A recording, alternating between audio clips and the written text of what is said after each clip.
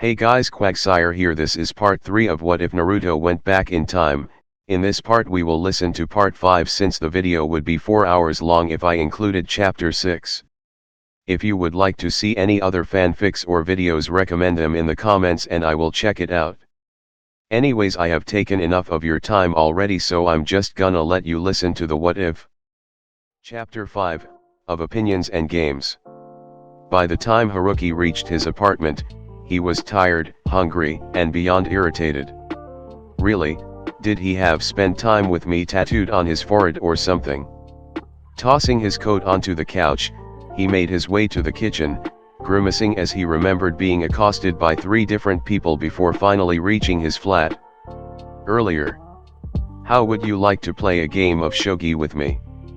Haruki stared for a long incredulous moment, mind racing to find a good excuse to turn Shikaku down. Naraz never did anything for no good reason. Of course, they thought not doing something because it was troublesome was a good reason, but there must have been an alternative motive for the Jounin commander to ask. I'm not all that good, Shikaku-san, Haruki voiced uncomfortably, slipping his hands into his coat pockets to hide their minute restlessness. It was true. In his timeline, both Shikaku and Shikamaru had kicked his ass almost every time they had played, though both Naraz had admitted that he had become more and more of a challenge to defeat as time passed. He had even won the last few games he had played with them, but after Konoha had been destroyed, none of them had had time for shogi anymore, and Haruki hadn't so much as touched a piece in over a year. Well, I can be the judge of that. Shikaku's posture was still in a somewhat lazy slouch, but his eyes never wavered from Haruki's. Shikamaru has training tomorrow until late afternoon, and the other people I usually play with are all busy, so I won't have a shogi partner. Here, Haruki snapped mentally, you have an entire clan of shogi partners. They can't all be busy. And you're the clan head. You can order them to play with you if you want your shogi fix so badly. You can come over to the Nara compound any time before that. A dozen excuses raced through his mind, just as quickly dismissed a second later. Shikaku would counter every one of them anyway. It wasn't that he didn't particularly like playing shogi, he really had nothing against it, but to Haruki, he would technically be sitting across from a dead man, most likely fielding questions the entire time, because he had no doubt Shikaku had seen through the earlier farce and would probably want answers, and that was fine because Haruki had expected it. What he hadn't expected was for the Nara to come straight to him. He had figured that Shikaku would go bug the Hokage and Sarutobi would be the one stuck with dealing with the Jounin commander. And the other problem he found with Shikaku's request was the fact that he knew Shikaku's playing style inside out. This didn't matter in his timeline since Shikaku knew his playing style as well, not to mention that it had been the father and son whom had taught him how to play in the first place. But here in this timeline, Naruto would have quite a bit of an advantage and it wouldn't be fair to Shikaku. So here he was, impassive on the outside but somewhat frantic on the inside as the Nara clan head waited for his reply. Somewhat belatedly, Haruki realized that he had been silent for several long seconds already, and though Shikaku looked as patient and unbothered as ever, the silence around them was beginning to turn awkward.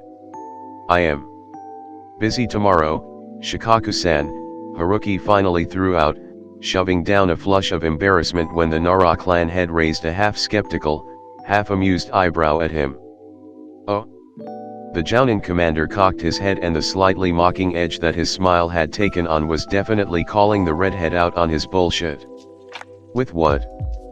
Perhaps we could schedule the match afterwards. With? Haruki casually turned to his left and gestured vaguely in that direction to stall for time. And lo and behold, his gaze fell on a familiar figure and he almost cheered when he realized his excuse had, quite youthfully, presented itself to him. With training, Haruki announced triumphantly as he turned back to the waiting Nara. I promised Gai-san I'd train with his team as soon as I got back.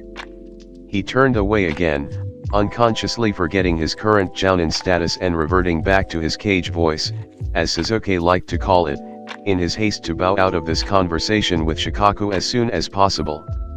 As it was, his voice, now sharp with command, cut through the murmur of other ongoing conversations around them as he barked out, "Gai-san." Haruki didn't notice the slight widening of Shikaku's eyes, nor did he notice the immediate, instinctive straightening in the Jounin commander's posture, but he did take notice when everyone within earshot abruptly stopped talking, slightly bewildered expressions all turning to face him. With one word, Haruki had managed to seize the attention of all those in the area. Quickly realizing his mistake, Haruki only let slip his alarm for a fraction of a second before he clamped down on the rush of anxiety welling up inside him and walked forward to meet a stunned-looking guy, ignoring those around him. It wasn't as if he had even shouted. His voice had been the same volume as it always was, he had simply changed the tone, albeit reflexively. "Gai-san, I promised a training session with your team after I came back, didn't I?" He managed a small smile for the Jounin, and Guy seemed to give himself a mental shake before his usual bright grin spread across his face again. "Indeed you did, Haruki-san. You are truly a man of your word." Guy glanced distractedly at Shikaku, still standing a few feet away, but hesitated to greet him when he realized that the strategist's entire attention was solely focused on the redhead. Shikaku hadn't really meant to approach the recently returned Jounin on their way out of the Hokage Tower. Oh, he knew the story Sarutobi had spun had been just that, a story, with bits and pieces of half-truths slipped in to hold the entire thing afloat. It had been put together quite nicely, with a few small holes here and there that, had he been privy to the truth, Shikaku would have patched up without a problem. Sarutobi's plans usually did have minute gaps in them, as the Hokage didn't always catch all the minuscule details and left that up to the Jounin commander to take care of, but it was also this exact reason that Shikaku knew that the red-haired Jounin was hiding something big. Sarutobi's plans always had at least a few tiny flaws in them, but the approach that Haruki insisted that the Hokage, along with the two Hyugas, had supposedly come up with was completely airtight. It was the exact method Shikaku would have used in that same scenario, because it was the best course of action with the least amount of backlash. And it was completely different from the Sandaime style of approach. The plan brought up questions, of course, like where had Haruki come from, because there was no way an entire village could have no knowledge of one of its shinobi no matter what records Sarutobi destroyed, and how had the Jounin managed to get to Kumo and back within the hypothetical 4 days it took for Hisashi to make the return trip, while stopping several times along the way to henge into the Hyuga clan head's brother to spread rumors, but Shikaku wasn't interested in these questions. It was obvious to anyone with eyes and half a brain that Sarutobi trusted Haruki explicitly, and Shikaku trusted his Hokage enough to not question this line of thought any further. No, what interested him was the core of the plan itself, the tactic that Shikaku knew had not come from Sarutobi or either Hyuga. The Nara had worked with all three at one point or another, and he knew that none of them could have come up with a plan so similar to one Shikaku himself would make. Which only left this Kazuma Haruki as the only other option. It was brilliantly done. Within less than 2 weeks, the red-haired Jounin had returned Hyuga Hisashi alive and safe, protected Konoha from any outside force looking to gain something from this incident, achieved a concrete standing within the ranks of Konoha's ninja as a loyal and capable shinobi in the eyes of most, if not all, of the council, secured the favor and debt of 2 of the most powerful Hyugas in the Hyuga clan, and finished off the entire performance by cornering and crippling Kumo in one decisive strike, delivering to the Hokage a golden opportunity for Konoha's economy on a silver platter. Shikaku had seen and heard all this under the incomparable fiction that Sarutobi had recounted, and, sitting there in the council chamber and not seeing any true comprehension on any of the others' faces, it had been one of the rare times that the Jounin commander had felt truly frustrated towards the less insightful minds around him. He had felt a little like bashing heads together and a little like screaming, because none of them, not even Danzo, whom Shikaku knew had also seen through some of the layers of deception, none of them had been able to see the true beauty of what Haruki had done. Heck, Shikaku wondered if even Haruki knew what he had done, standing there with stony features that seemed unsettlingly out of place on a frighteningly familiar face, all the while downplaying his own skills and redirecting the credit to the more powerful players in the web they had spun. But either way, it had been Haruki who had come up with the plan, and it was Haruki's mind that now intrigued him to no end. So, in an uncharacteristic move on his part to satisfy his own curiosity, Shikaku had called out to the red-haired Jounin, and he had found himself amused when he realized that Haruki couldn't lie at all. How could this man possibly be a spy if he couldn't even lie to his own allies who wouldn't be looking for anything suspicious? No wonder Haruki had stayed so quiet back in the chamber. And Shikaku believed that right up to the moment when Haruki had called out Tomato Guy, which had then promptly blown the Jounin commander's conviction clear out of the water, as he had found himself automatically straightening to attention at the tone of voice the redhead had used. Sharp, even with the weight of command, and quiet, even with the expectancy of respectful deference, Shikaku would swear blind up to the day he died that he had been listening to a cage speak, a cage used to snapping short rapid-fire commands out of necessity that those who reported to him could and would immediately understand and obey. And now, here he was, still standing in front of the Hokage Tower, more determined than ever to con the man back to the Nara compound for at least one round of shogi. He wanted to know how this man thought, and there was nothing more telling than a game that pitted one mind against another. Guy, Shikaku finally dragged his gaze to the spandex-clad Jounin standing beside them and nodded a greeting at him. Guy sketched a quick salute, a wry glint in his eyes as he studied his commanding officer. Shikaku let his frame relax again and tucked his hands back into his coat. He sometimes forgot that Guy was one of the sharper Jounin under his command. "What time should I come by?" Haruki was asking now, and the calm demeanor and steady gaze made Shikaku wonder just how he could think that this man was not capable as a spy. Guy struck a thinking pose before flashing a grin. "Yosh. Lee's youthfulness usually has him training by 5, but the official meeting time is 6. You can come to training grounds 14 anytime between then." Haruki inclined his head. "I will be there. Do your students specialize in any area?" Lee is a youthful taijutsu specialist while Niji has his clan's gentle fist. A fleeting frown passed over the Jounin's face. "And Tenten is excellent with a wide variety of weapons." He seemed about to add something more but changed his mind at the last second and grinned again. "I will go tell my students that we will have a youthful guest for training tomorrow. We will aim to impress." Haruki smiled and nodded, and Guy clapped a good-natured hand on the redhead's shoulder before snapping another salute at Shikaku. Before he could run off, Shikaku quickly cleared his throat, sharp eyes darting momentarily back to Haruki and just managing a glimpse of the slight stir of relief under the redhead's neutral features. "Oh no you don't," Shikaku scoffed inwardly. As if a training session could put him off if he really wanted something. "Guy," he spoke aloud.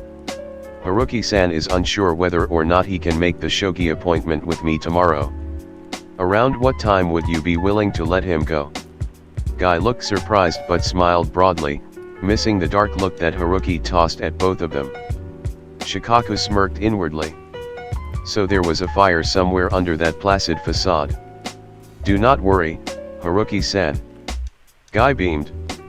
A youthful game of shogi, especially against a master such as Shikaku-sama, is something that cannot be missed. Our training session will end at noon since my team has border patrol tomorrow. Will that be enough time for you to make your appointment? Haruki's smile looked strained and Shikaku bit back a chuckle. "Oh, undoubtedly, Guy-san. Thank you for the consideration." "Yes," Shikaku nodded as well. "Thank you, Guy. That will do nicely." Guy just flashed another smile before sprinting away in the direction of the training grounds, kicking up dust as he ran. A long moment of silence followed as neither of the remaining shinobi spoke. Shikaku spent the time studying the redhead, unconcerned that his open observation might seem rude. He idly speculated whether Haruki would get angry or not, and if he would insist on turning down the shogi game anyway. The Nara might be the Jounin commander, but that didn't mean his Jounin needed to obey him in matters unrelated to work. And for a reason he had yet to figure out, he very much doubted that this man was suited to obey anyone. But after a few drawn-out seconds, the redhead only sighed and pinned him with a piercing cerulean gaze. "You are used to getting your way in the few times you wanted, Shikaku-san," Haruki said at last.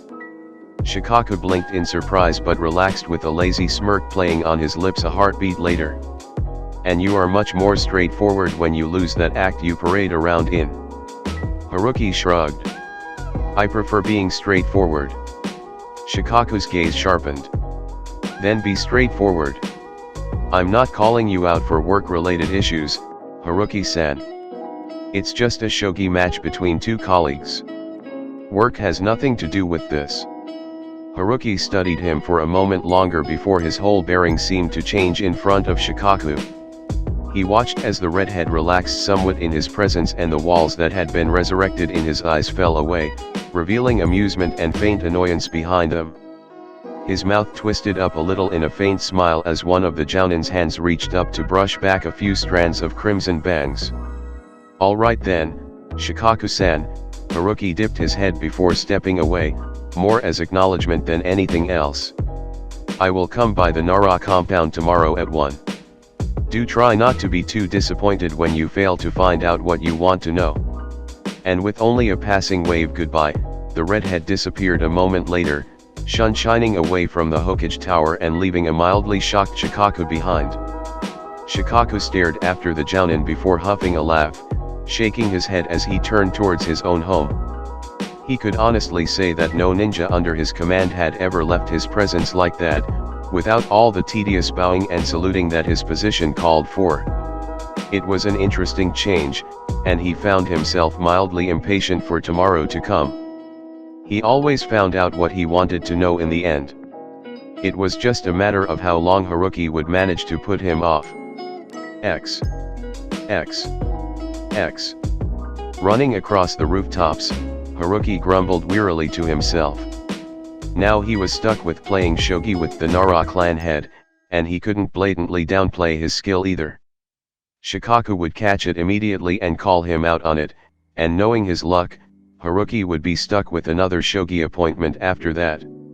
He would have to be subtle about it or Shikaku would realize just how much Haruki actually knew.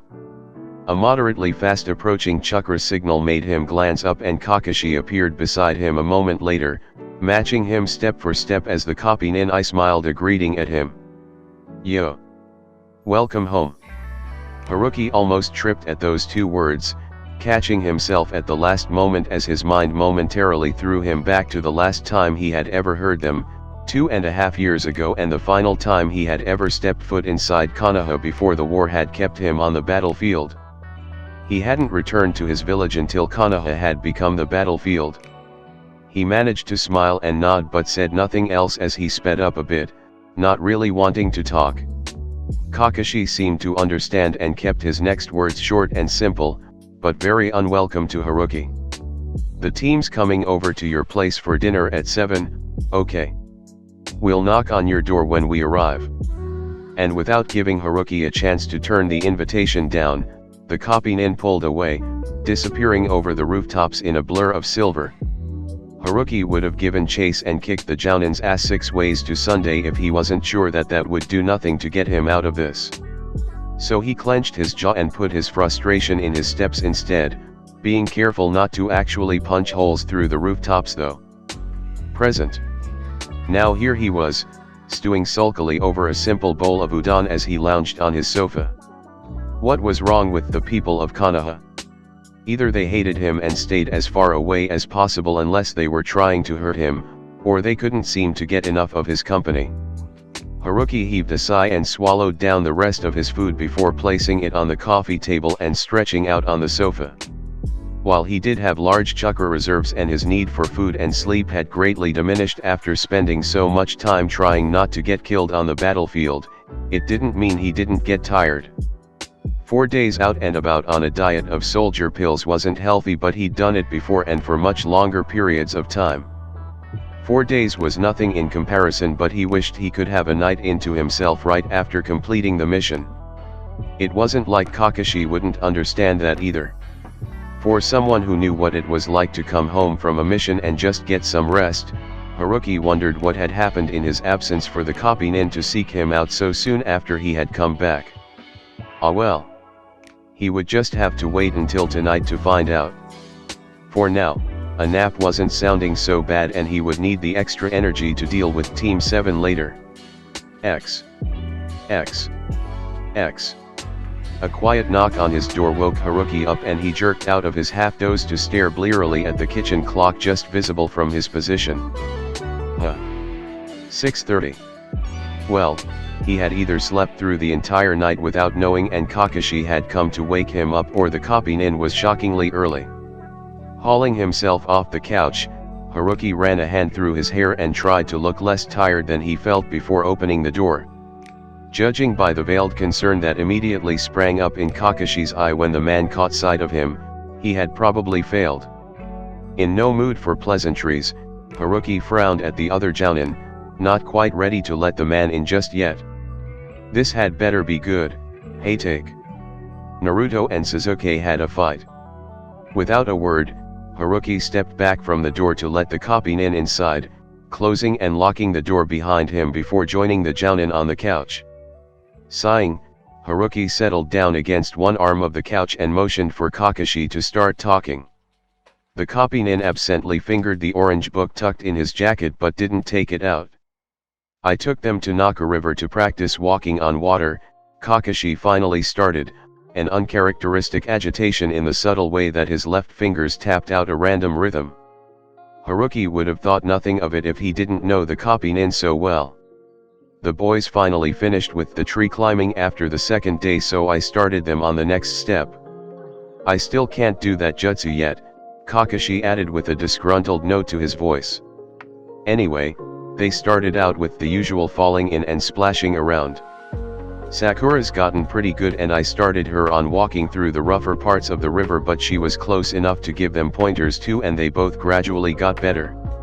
Overall, it went pretty well. Haruki raised an eyebrow, question silent but clear. So what's the problem? Kakashi sighed, pinching the bridge of his nose through the cloth of his mask. The problem was when they took a break from water walking. On the day they started that exercise, they broke for lunch and started sparring after they finished eating. The jounin glanced at the redhead. The boys took your suggestion and started sparring. It didn't end well. Haruki frowned and Kakashi hurriedly tacked on, the spar itself was a good idea. You were right, they saw through a lot of each other's attacks, so they managed to figure out what they still had to work on. That wasn't the problem. The problem was that Naruto won. Again, Haruki let his silence speak for itself. But he could already see where this was going without Kakashi having to continue. Sasuke had never taken defeat well, especially when he was still at this age. It wasn't as if it was a decisive win either, Kakashi continued. They were even until one of Naruto's cage bunshins managed to sneak up on Sasuke's left side and disarm him before he could retaliate. But you know Naruto, he gloated a bit, harmless enough, and Sasuke was more than a little annoyed, but he didn't really get angry until Sakura cut in. Haruki had to hide a wince. No doubt, Sakura would have said something in favor of Sasuke and mostly insulting to Naruto. Kakashi heaved a sigh, shoulders slumping. She said something about Naruto only getting lucky because Sasuke didn't expect him to do something as cowardly as sneaking up from behind. Naruto didn't take that well and said that Sasuke would have done the same thing if he had been strong enough to produce more than a couple cage bunshins, and things just went to hell from there.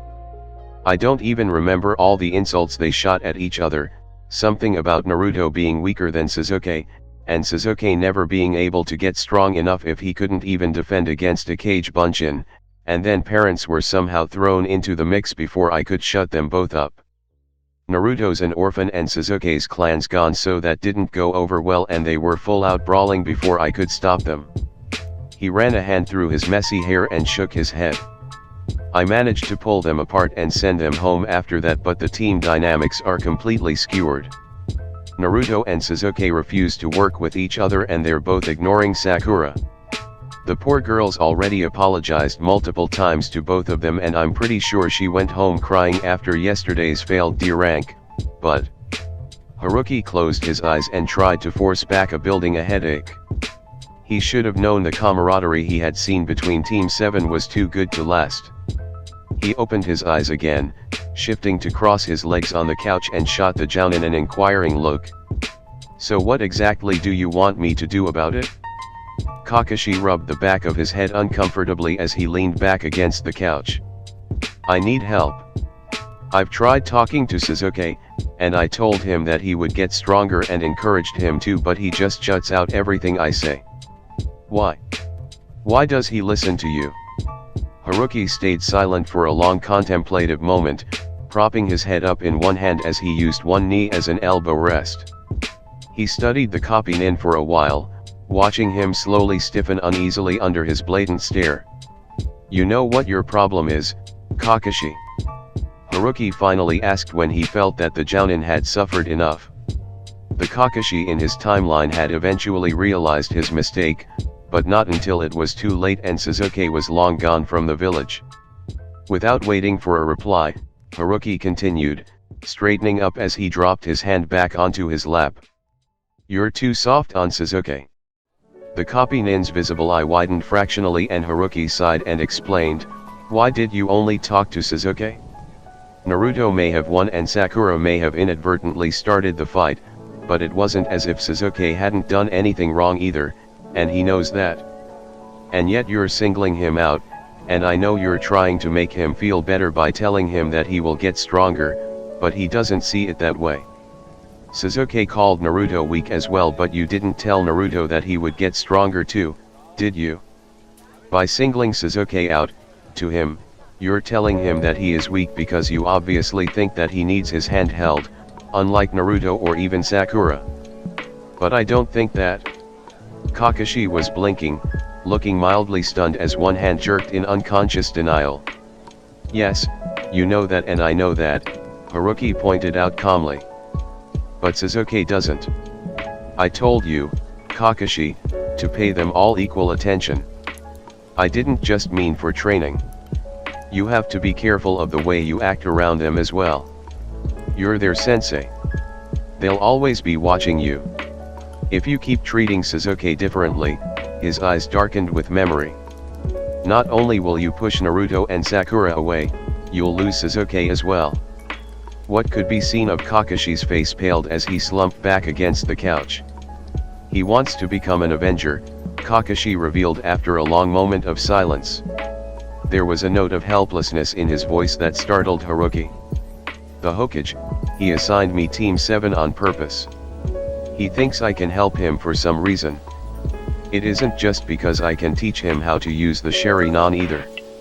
The Sandaime thinks I can somehow keep him from going off on his own for revenge or something. There was a disquieting amount of self-doubt in Kakashi's eye when the copy nin made eye contact with Haruki again. How the fuck am I supposed to do that? Haruki could honestly say that, after everything he had been through, he had never thought he could ever be truly surprised again. But this was a side of Kakashi that he had never seen before, not in all the long years he had known the man. Had his times Kakashi felt like this? He must have, since he was technically an alternate version of the same man. But Kakashi had always seemed so self-assured when dealing with their team. He had never shown any uncertainty when handling them, and he and Sakura had eventually assumed that Kakashi just favored Sasuke, liked him better perhaps because he hadn't been as annoying or as undisciplined as they had been. But now that Haruki thought about it, he realized that the copy nin had never had to deal with children before Team 7. Kakashi had said so himself, he had failed every genin team before them, and to be suddenly told that the first team he had ever passed and taken on consisted of an angry 12-year-old bent on revenge that he was responsible for keeping on the straight and narrow would unnerve anyone. And yet, Haruki had never seen it, had always just thought that Kakashi hadn't seen much in him as a 12-year-old.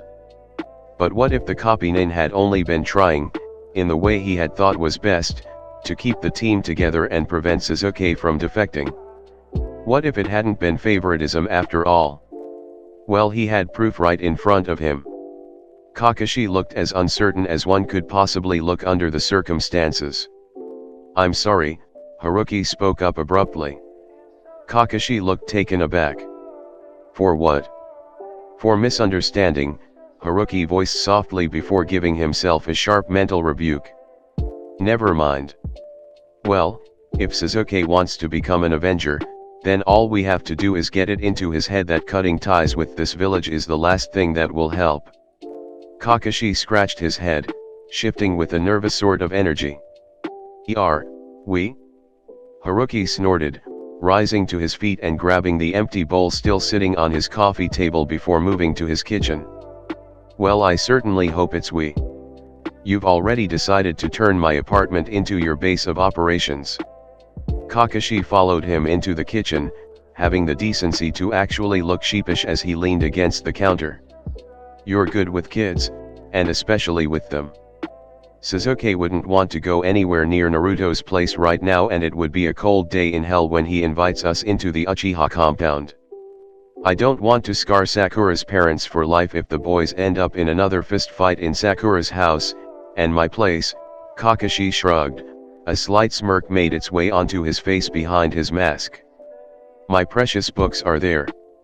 I didn't want anything destroyed. Your place was the only one left." Haruki threw him a dirty look as he put on the kettle. "So it's all right for them to destroy my place then?" Kakashi stared pointedly first at the empty bookcase outside the kitchen. The only book Haruki had bought was on his bedside table, then at the bare minimum of dishes and bowls in the cupboards, before waving a hand in the general direction of his apartment's bare walls. "Your place is practically empty. And I'm willing to bet that there are seals everywhere. If the boys get into a fight, the only cause for concern is the damage they'll do to each other. Besides, this was the only house I could convince them to come to without too much fuss. I told them you wanted to see them." Haruki rolled his eyes before settling back into something more serious again.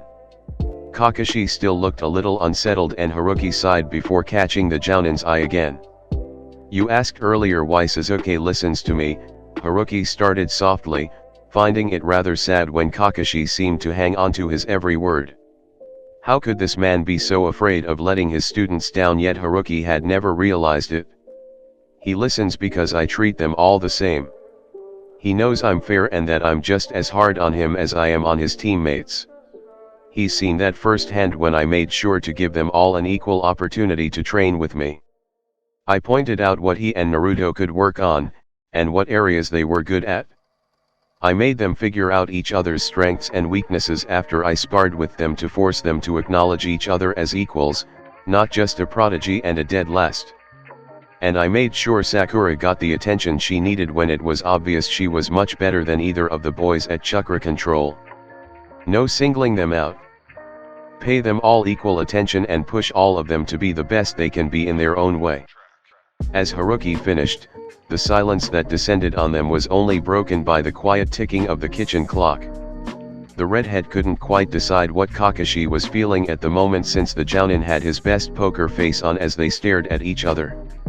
But it was Kakashi who finally chuckled and relaxed, returning to his typical laid-back air. "Just so you know," the copynin informed him cheerfully, voice light again. "I don't believe any of that not teacher material stuff you insist on. You realize you just gave me a lesson on my own students, right?" Haruki rolled his eyes and started pulling out drawers to start on dinner. "Whatever, hey, take. When your students get here, you can talk to them in the sitting room. I'll start on dinner while you give them the third degree. If they don't shape up, you'll be stuck failing D-rank missions with them for the rest of your life."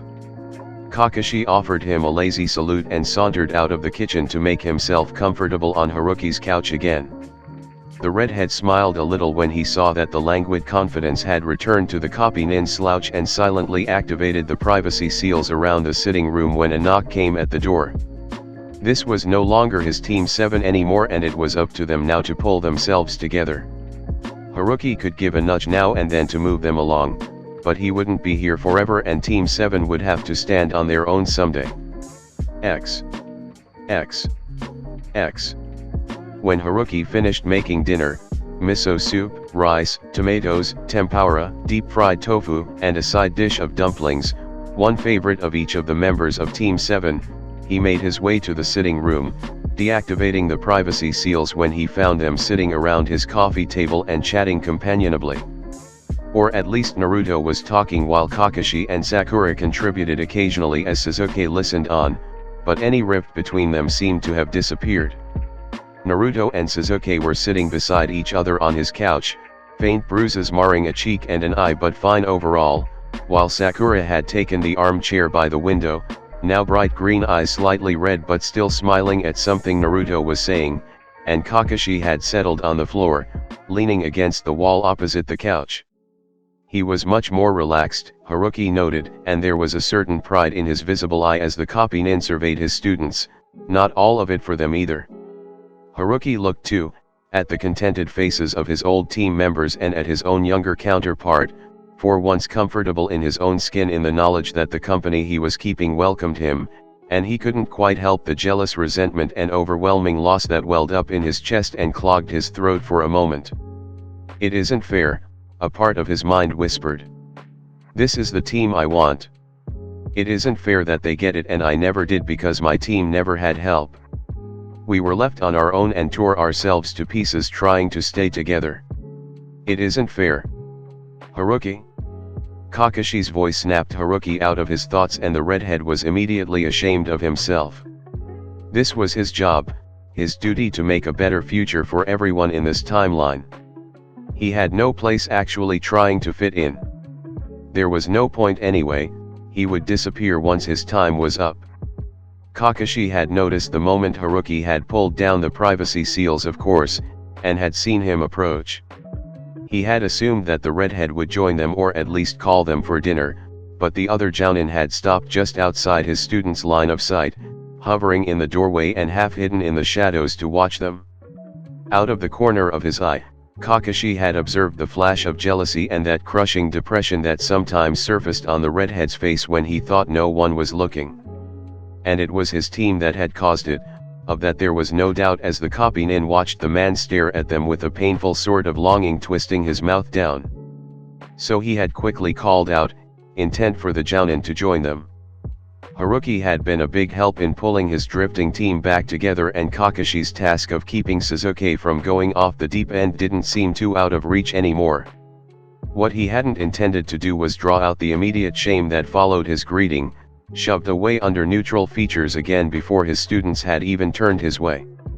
Haruki only turned back to the kitchen again, tossing a quiet "dinner's ready" over his shoulder before disappearing from their sight, and Kakashi wondered if Sasuke was indeed the one who needed support right now. "Annie, sensei, is Haruki-san alright?" Kakashi glanced distractedly at his blonde student as he rose and headed after their host. Honestly, he didn't think the redhead was alright at all, hadn't thought that since the very first time he had met Kazuma Haruki, but he couldn't exactly say that to Naruto, could he? Of course, Naruto, Kakashi smiled down at the boy, remembering to include Sasuke and Sakura as well when he noticed their attention on his answer. He's probably tired. He did just come home from a mission today. Then why are we bothering him? Shouldn't he be resting? Sasuke's accusing glare told Kakashi that the Uchiha knew exactly why Kakashi had told them to meet at Haruki's apartment and was obviously not pleased that they seemed to be cutting into the redhead's life again before he even had a chance to settle back in. Kakashi found it rather cute that his moodiest student could worry so much in his own subtle way. "It's fine, Sasuke," Haruki's voice caught their attention and they entered the kitchen to see Haruki setting the table. Even in the dim kitchen light, there was no mistaking the pronounced shadows under weary cerulean, but the redhead only continued, "I took a nap earlier and I do need to eat. Come sit down."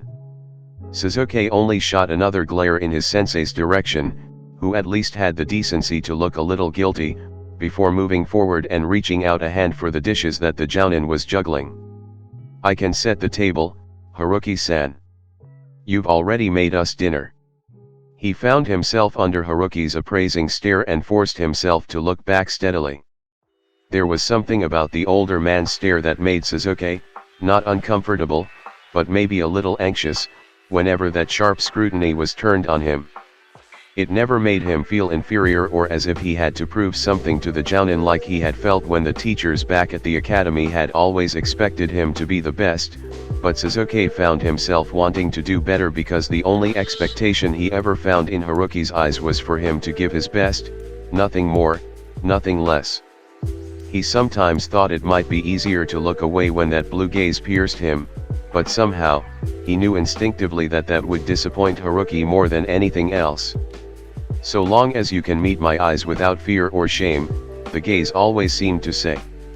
There is nothing you could ever do to disappoint me. And for a reason Sasuke had yet to figure out, he didn't want to disappoint this Jounin that had already helped him with his training without holding back all that needed to be said. Praise and criticism came in equal amounts from Haruki, which was already more than Sasuke had gotten from any of the instructors back at the academy. He wasn't quite sure what to make of Kakashi yet, though he had been leaning towards scorn after the copynin had kept trying to single him out for the past few days, but he had decided to withhold his judgment after the discussion earlier. Kakashi had been uncharacteristically sharp with all three of them, forcing them to apologize for their own actions and not letting them so much as twitch from the sitting room until they had managed to sort out their differences. Sasuke had to wonder if Haruki had given their sensei any advice on dealing with his team. He must have. Sasuke hadn't ever seen Kakashi early for anything. Alright, Haruki interrupted his thoughts with a slight smile as he handed the dishes to Sasuke. Thanks. We'll help too. Sakura bounded into the kitchen with Naruto half a step behind her, and the three genin were soon bustling around the dinner table, setting out plates and bowls and chopsticks. Kakashi had shrugged and taken a seat beside Haruki, ignoring the stern looks of disapproval from his three students. Leaning sideways, he murmured, "Mind telling me how you got them to wait on you hand and foot?" Haruki kicked him gently with a scowl marring his features, and Kakashi grinned back unapologetically. The depression seemed to have lifted somewhat, and the copynin would count that as a victory. This is really good. Several minutes later, they were all seated around the table, digging in with enthusiastic delight after the first bite. Haruki chuckled quietly, thanking the kunoichi with a nod. "Annie, Haruki-san, where did you learn how to cook?" Naruto stared back at him, blue eyes curious. Haruki's mouth twisted a little, eyes hardening briefly before softening again. "My godfather taught me a while back. He was a bit of a traveler, and he insisted that any ninja who didn't know their way around ingredients were as good as dead if they ended up stuck in the middle of nowhere with no provisions." He paused before quirking a rueful smile at his guests. "Then he told me that I had to know my way around a kitchen because he was as good as dead if he had to keep eating the stuff that the people at the hotel we were staying at served us. And he didn't want to work. So," Haruki shrugged, snickering inwardly at the incredulous looks on his audience's faces. "I learned how to cook." "Wow," Naruto scratched his head. "Your godfather is really lazy. Kinda like Kakashi-sensei." Kakashi twitched, shooting an annoyed look at the blonde. Haruki laughed outright at that. "Oh, he's exactly like Kakashi. You could ask anyone who knew him, they would all describe him as lazy and perverted." Sasuke snorted, a smirk twitching at his lips, while Sakura giggled and Naruto grinned on either side of the Uchiha. Kakashi turned his annoyed expression on him, kicking him back for the comment. Haruki grinned openly at him and said nothing more, picking up his rice bowl again. None of them mentioned the noticeable past tense that Haruki used when talking about his godfather, content to simply take the redhead's words as Haruki wanted them to. The rest of the evening was spent making idle conversation as the three kids took turns recounting the embarrassing failure of their D-rank mission yesterday. The tension between them was gone, and even Sasuke stayed relaxed in his seat when Naruto teased him about his abysmal performance during the mission. Of course, the Uchiha pointed out the blonde's mistakes right after that, and the two descended into a light banter of who had been worse, while Sakura claimed that they had both been just as bad as each other but neither had been as good as she had been. Kakashi had done a good job, Haruki thought reflectively as he nursed a cup of tea in his hands and watched the three kids bicker good-naturedly. If they kept moving forward like this, then they would be ready for the Chuunin exams. X.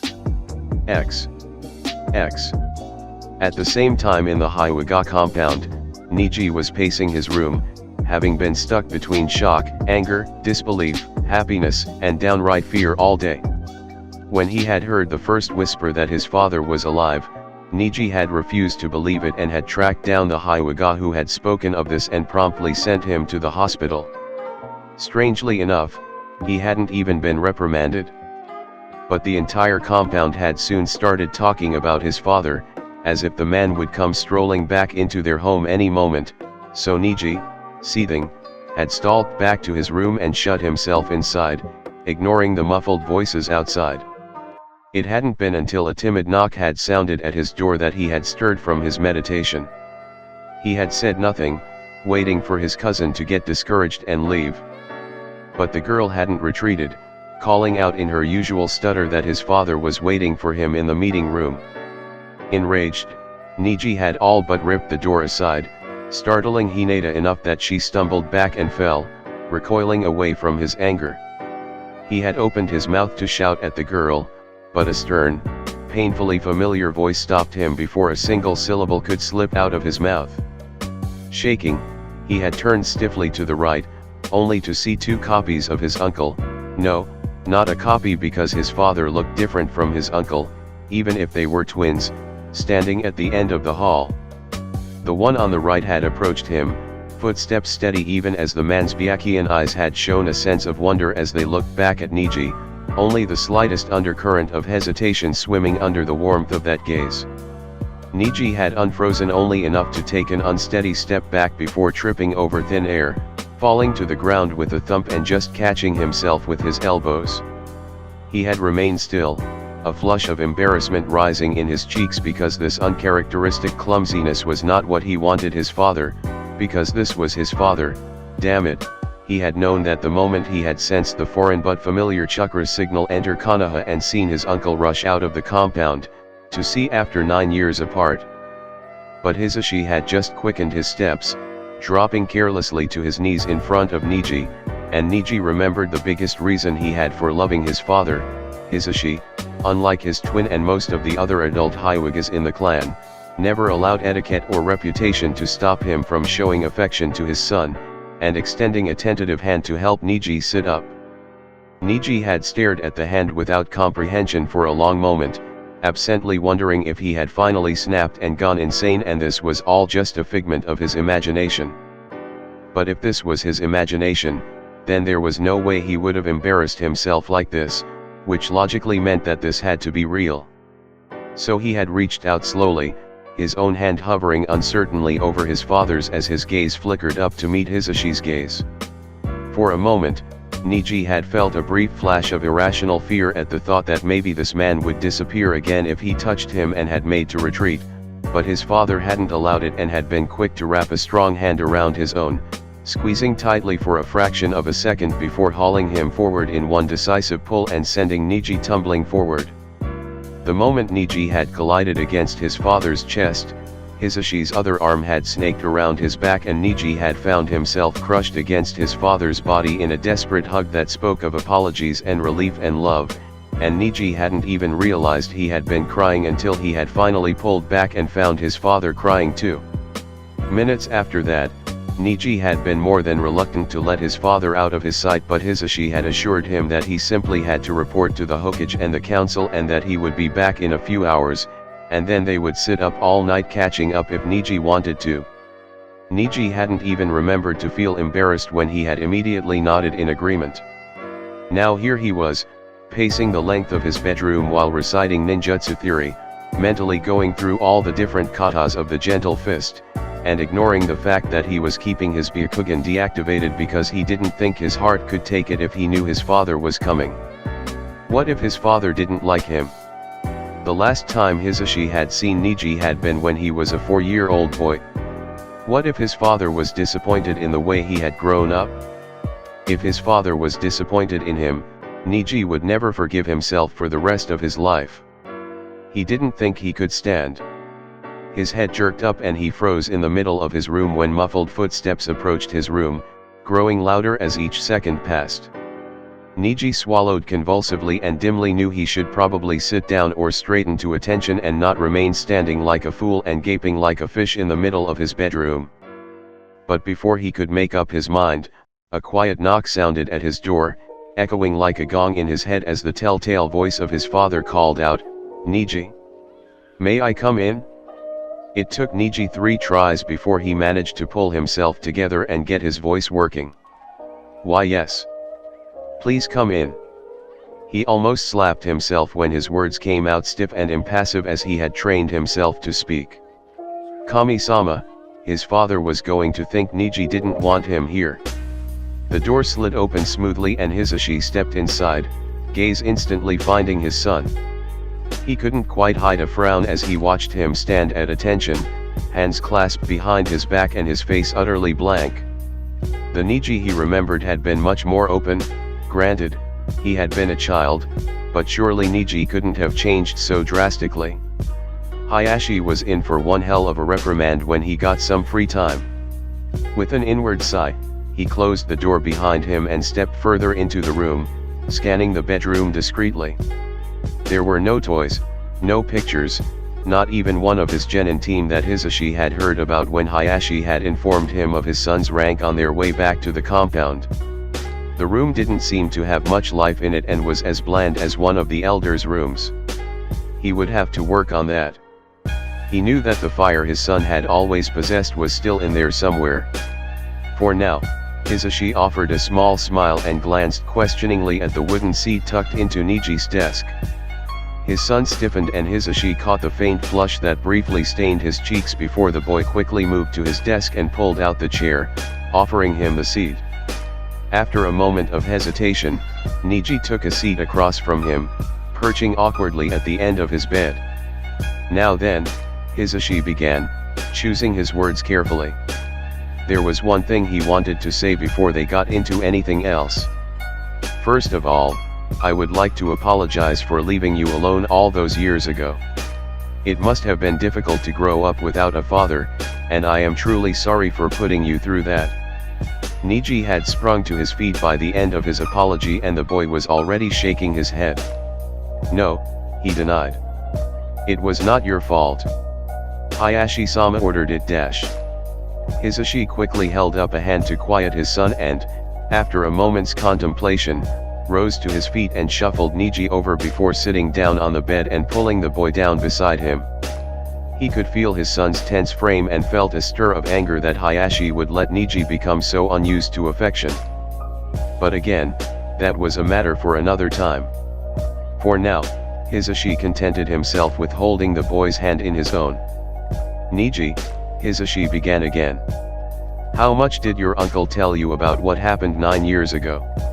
Niji frowned, shoulders relaxing ever so slightly as he adjusted to his father's presence. "He did not tell me anything. He did not have to. Everyone in the clan knows what happened. When the elders talk about it, they discuss Hayashi-sama's decision to perform the switch as a wise one." The bitter anger made Hisashi's eyes close and he mentally cursed the elders. "They are wrong, Niji," he finally spoke, opening his eyes to look down at his son. "Your uncle never made that decision. I did." And he proceeded to explain the events of the Hyuga affair, watching a desperate edge crack the wooden expression on Niji's face as he did so. "That's not true." Niji tried to pull away but Hisashi only tightened his grip on his son's hand. Hayashi-sama never said anything. Even when the elders praised him for it, he only nodded and said nothing to refute them. Hisashi scowled at this. "That stupid dash," he cut himself off when Niji flinched a little, and heaved a sigh instead. "Your uncle is a very stubborn man, Niji," Hisashi finally said, turning to face his son again. "When he makes up his mind on something, it would take quite a lot to change it. He decided a long time ago that my supposed death was his fault. By incurring your hatred, he believes he is atoning for his mistake. Hisashi fell silent and observed his son. Niji seemed a bit pale as he stared ahead sightlessly. The hold he had on Hisashi's hand was bordering on painful, but he really couldn't care less. At least his son wasn't shying away from him. But then, Niji finally spoke, voice barely above a whisper. The fate of those in the branch house is to sacrifice ourselves for the main house. Why would Hayashi-sama not make that decision? Because he is my brother, Hisashi said simply. No matter how indifferent he may seem, Hayashi does care. But he is clan head, and sometimes, that burden is easier to bear if he pretends not to care. He paused, cocking his head in consideration. And who said that our fate is to sacrifice ourselves for the main house? I'm back, aren't I? And it was my choice to take my brother's place, not the other way around. Seeing the bewilderment in his son's eyes, Hisashi only smiled again. Trust me, Niji. I know your uncle better than anyone. I know what he is like. When Niji remained silent, Hisashi slowly released his hand and circled his arm around the boy's shoulders instead, ignoring the immediate stiffening in his posture. I am not asking you to change your mind about Hayashi or the clan in general right away, Niji. Just give it some thought. He smiled inwardly when he felt Niji slowly relax before nodding in acknowledgement. Good. Hisashi turned a lighter smile on the boy beside him. Now let's talk about you. You are a genin now? Who is your sensei? Your teammates? Niji had automatically stiffened again at the questions, and his hands twisted nervously together in his lap. Mato Guy is my sensei. He paused and glanced up to gauge Hisashi's expression. Hisashi couldn't quite hide the twitch of one eye, but cheered inside when Niji's mouth quirked up as well. Good, his son could still smile. This would be easier than he had first thought. Tenten and Rock Lee are my teammates. Rock Lee is the second coming of Guy Sensei. Niji had said this all with a deadpan expression, and Hisashi couldn't help the chuckles that slipped out of him. A second coming of Guy? Is he difficult to work with? Niji shook his head, his whole body finally having relaxed beside Hisashi. He challenges me to ridiculous contests every other hour, and he is very loud. But he is a taijutsu specialist and he works hard. He works very hard, and he is beginning to become a challenge against my gentle fist. Niji's voice had slowed near the end as if he had just realized something, but he continued before Hisashi could ask. And Tenten is a weapons specialist. She can wield any weapon you give her. Hisashi nodded thoughtfully. You have training tomorrow, do you not? At Niji's nod, Hisashi smiled and suggested, then perhaps I could come watch. I would like to see my son train with his team. Niji seemed torn between pride that his father wanted to watch him train and worry that he would disappoint him. Pride seemed to win out in the end as Niji nodded firmly. Practice is at 6 tomorrow, and Guy Sensei says we have a guest joining us. A Kazuma Haruki. He is. The boy trailed off when Hisashi stiffened in surprise. Oto-sama? Hisashi glanced absently down at him and shook his head. Not Oto-sama, Niji. Oto-san is fine.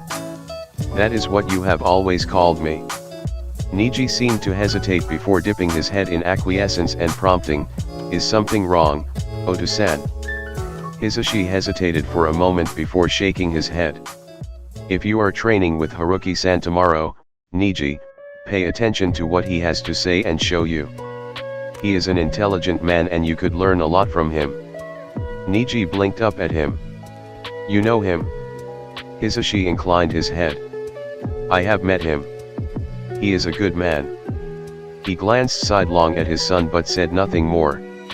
He wished he could tell Niji that it was Haruki who had brought him back, knew that that would most likely cement his son's loyalty to the redhead for the rest of eternity, but the secret had to be kept and he didn't think Haruki would appreciate it much either. Now tell me about your life, Hisashi encouraged. I have missed out on far too much. You must tell me everything. Hisashi considered the faint blush and pleased smile on his son's face a huge victory for the moment and settled down to listen to his son speak for the first time in 9 years. X. X. X. Guy-sensei. If I cannot do 300 push UPS, I will do 600 sit UPS. I will be ready when the youthful Haruki-san arrives. That's the spirit, Lee. Do your best. Before anyone does their best, can we do introductions first? The light voice behind them made them both spin around, and Guy took a moment to wonder just how the red-haired Jounin managed to hide his chakra signal so completely. Haruki-san. Lee had already jumped forward, bowing from the waist in greeting. Guy-sensei has told us of your youthfulness. I, Rock Lee, the valiant green beast of Konoha, am honored to make your acquaintance. Guy beamed proudly at his student's youthful greeting and cocked his head to observe Haruki. Most people seemed to find Lee's exuberance unnerving, but if he was right. Haruki chuckled and sketched a quick bow himself. It's an honor to meet you too, Lee-kun. The boy beamed and Guy chuckled. He absently wondered if Haruki could be unnerved by anything. Stepping up beside his student and flashing a grin at the redhead, the Jounin did a quick scan of the other's face. Well, Haruki certainly looked better than he had yesterday. There were still bags under his eyes, but they were less pronounced and the man no longer looked like death had warmed over. You are quite early, Haruki-san. Guy said aloud. Lee has just finished his first set of warm UPS. Ah, the redhead reached up to rub the back of his head. I couldn't sleep and you did say I could come anytime between 5 and 6. It's around 5:10 right now, I think. Guy shook his head, hiding the brief concern that surfaced inside him. Haruki certainly looked like he could do with some sleep. We don't mind. Now that you're here, we might as well start. Turning to his student, Guy clapped a hand onto Lee's shoulder and smiled at him. Lee, stretch for a taijutsu spar. Lee straightened to attention. Hi, Guy-sensei. As he jogged off, Guy turned back to the waiting redhead. Can you spar with Lee? I'm not quite sure what you specialize in. If not, I can spar with him so you can assess him. Haruki only offered a slight smile as he shrugged off his coat and hung it on a nearby tree branch before tying up his hair. I specialize in ninjutsu and taijutsu, among other things. Just don't get me to teach anyone genjutsu. I'm terrible at those. Guy chuckled. You'll do fine then. Lee is training to become a master in taijutsu alone. Haruki nodded silently, eyes already taking in the smooth, sharp movements of Lee's katas. Already, he could see the powerful shinobi Lee would eventually become. He still had a long way to go, but the beginnings of his full potential could already be seen. A few minutes later, Haruki was standing opposite of Lee, with Guy stationed several feet away, glancing between the two before raising his hand. Taijutsu only, no weapons. Winner is called when one of you yields. Begin. Unlike Sasuke or Naruto, Lee stayed in one spot, body falling into his starting stance as he eyed Haruki carefully. The redhead nodded inwardly. A taijutsu specialist couldn't afford to charge right in when they knew their opponent was stronger than they were. It was better for the opponent to start. So, Haruki decided to start, pinpointing the holes he could already see in Lee's defense before dashing forward, letting his momentum help him spin on one heel and bringing up his other leg to lash out at the genin's open side with vicious accuracy.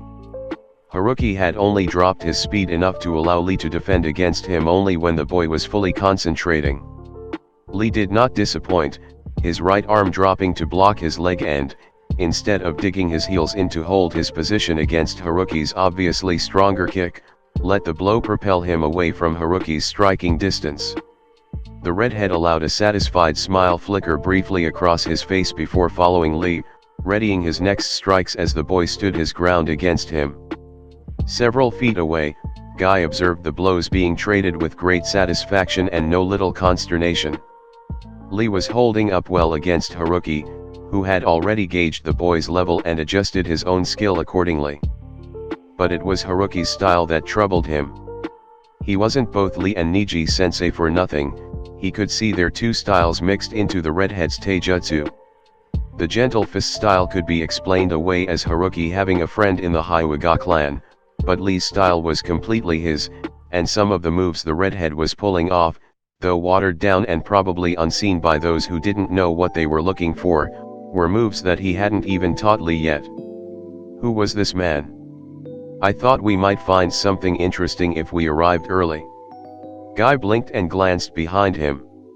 He had sensed Niji approaching earlier with his father and he now smiled at both of them, gaze taking in Hyuga Hisashi. Hisashi-sama, it is wonderful to see you again. You have been missed. His gaze slid down to Niji, who, for the first time since Guy had laid eyes on him, looked completely at peace with himself. The boy was standing as close to his father as he could without seeming clingy, and there was a lightness about him that made Guy breathe an inward sigh of relief. It is good to be back, Guy. Hisashi placed a gentle hand on Niji's shoulder and the boy only stiffened for a second before relaxing again and glancing up at his father with a small smile tilting his lips. Guy could honestly say that it was the first smile he had ever seen Niji wear. Well, Haruki-san arrived earlier than expected, so I paired him against Lee. It's an interesting match. Guy kept a subtle eye on Hisashi and Niji as he turned back to the spar, noting the recognition that dawned first on Hisashi's face, and then his own students. Oto-san, Niji spoke up as his Byakugan activated. Haruki-san knows the gentle fist style. Hisashi remained neutral on the outside, studying the redhead carefully. He thought something like this might happen, which was partly why he had suggested coming early. His son would no doubt have questions. Perhaps he has seen Hyugas in battle, Hisashi replied out loud. It seems he has incorporated pieces of the Hyuga style into others. Niji nodded, mostly focused on the spar, but Guy caught the slight flicker in Hisashi's eyes and the vague way he had worded his answer. It seemed Hisashi knew more than he was letting on, but Guy couldn't sense any concern from the clan head's brother, so he pushed any remaining worries he had out of his mind. If such a high member of the Hyuga clan wasn't worried that someone outside the clan knew their fighting style, it was hardly Guy's place to make waves. But that still didn't account for the youthful style he could see in Haruki's taijutsu. Even in bits and pieces, slipped in when one least expected it, Guy could see that the other jounin knew his style, and knew it well. Guy-sensei, Niji interrupted his thoughts. Isn't that your style mixed in as well? Guy mentally winced at Niji's acute observations. Out of the corner of his eye, he saw Hisashi stiffen and look over at him. The man's expression was as unreadable as ever, but Guy sensed that what he said next would be very important. In what way or to whom, he didn't know, but he was beginning to sense that there was something bigger in the process of being carried out right now. It seems Haruki-san is able to pick up different taijutsu styles quite quickly. Guy finally settled on a compromise. He hadn't lied. He could see at least half a dozen styles in Haruki's taijutsu, and even if the redhead had years to practice, it would take a high level of skill to incorporate it all together as flawlessly as Haruki had done. His answer was as vague as Hisashi's had been, but he liked Haruki. The man had never shown any discomfort towards him or Lee, and there was something about this whole situation that set off warning bells in his head and told him it would be best to get the full story before saying anything concrete to anyone. Beside him, Hisashi's shoulders relaxed again, and Guy knew he had said the right thing. For now, he would simply keep an eye on the red-haired jounin.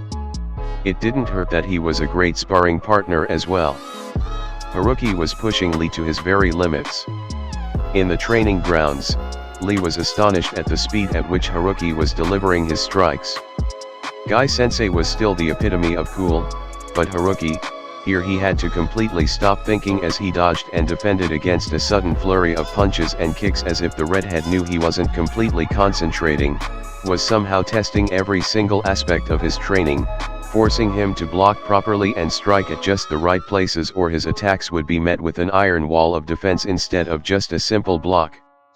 And slowly, as Lee got used to the speed, because this jounin was teaching him to settle into a faster-paced fight instead of slowing down for him, pushing him to stop thinking and simply go with his instincts, he realized that Haruki wasn't just sparring with him, he was fixing the spots Lee knew he was still prone to leaving open. Striking anywhere other than the center of the sternum and then the abdomen when executing a Konoha Senpu got him tossed back by a swift uppercut.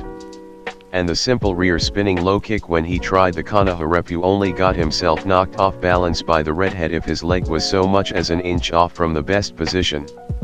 This form of teaching forced Lee to learn on the spot, to fix his mistakes after the first time around or risk getting dumped to the ground again. It was hard and it forced him to concentrate solely on perfecting his entire fighting style, stance, alignment, offense and defense strength, and timing, instead of just parts of it as he usually did when he sparred against Niji or Tenten. It was hard and Lee couldn't remember the last time he had had so much fun sparring against someone else. Haruki wasn't trying to defeat him, he was trying to teach him. Finally, as Lee lashed out with a roundabout high kick, Haruki simply ducked around him, one hand catching his wrist. Lee ruefully noted that his arm should have been tucked more closely to his side, and the other clapped onto his left shoulder, bringing him to the ground and expertly pinning his left arm behind him. For a long moment, all Lee could hear was his thundering heartbeat as he gasped for breath. The spar had finally come to a stop and only now did he realize how fast he had been moving as his muscles felt like liquid fire as struggled to stay upright. A light chuckle came from behind him and Lee found himself released and gently pushed into a sitting position. A bottle of water was suddenly produced and Lee took it with a grateful smile. He was too tired to say anything out loud. Clapping reached his ears next and Lee turned to see Guy-sensei approaching them, Niji and another Hyuga behind him. Lee blinked in surprise. He hadn't even sensed them in the clearing. Great job, Lee. Guy-sensei dropped into a crouch in front of him, clapped him firmly on the shoulder. I have never seen you move so fast or attack so accurately. Lee managed a grin as he rubbed an arm across his forehead. He looked up to see Haruki standing a few feet away, quiet as his gaze met Lee's. The jounin hadn't even broken a sweat. Lee forced himself back to his feet, wobbling a little but finding his balance before Guy-sensei could offer him a hand. He stood in front of Haruki and bowed deeply. Thank you very much for the spar, Haruki-san. When he straightened again, he made sure to stand tall despite his nearly shaking legs. Haruki observed him for a moment before nodding once and asking, "Did you learn anything?" Lee nodded immediately, breaking out into a determined grin. "Yes, I did. Your training method is amazingly youthful. I promise I will fix everything you pointed out today before our next sparring match. If I cannot do so, I will run 100 laps around Konoha before practicing everything again." Haruki smiled faintly at him and nodded again. "Good then. You're welcome." Lee beamed at the redhead before spinning around to face his sensei, only to lose his balance and tip backwards as his legs protested against the movement. Instead of meeting the ground though, Lee collided with the softer material and he glanced back to find Haruki standing behind him. He directed a sheepish look up at the jounin but Haruki only shrugged and steadied him again. "Lee, was this spar helpful?" Lee turned back to his sensei, grinning excitedly at him. Guy-sensei was so cool. To invite someone like Haruki to practice with them was a stroke of genius. "Hi, Guy-sensei. Haruki-san improved my accuracy and speed and timing and..." He trailed off as he realized the list was a bit long but Guy just laughed and nodded. "Good. Starting tomorrow, you will go over what Haruki-san taught you today. For now, cool down and do your katas after you get your breath back." Lee nodded and then turned to Niji and the man standing beside him. "Wait, wasn't that his uncle?" Seeing his teammate's questioning look, Niji took a step forward and motioned to his father. "Father, this is Rock Lee, one of my teammates." "Lee, this is my father, Hyuga Hisashi." To his credit, Lee only looked mildly surprised before his face split into a wide grin again as he carefully moved forward. Niji couldn't believe that Lee, with his stamina, could be so completely exhausted after one spar with the Jounin that even his father praised. As soon as he finished the introductions, he would ask for a spar of his own. And greeted his father youthfully. "It is very nice to meet you, Hisashi-san. I am youthfully surprised by your unexpected presence today." Niji had to stop himself from face-palming. Why did his team have to be so damn weird?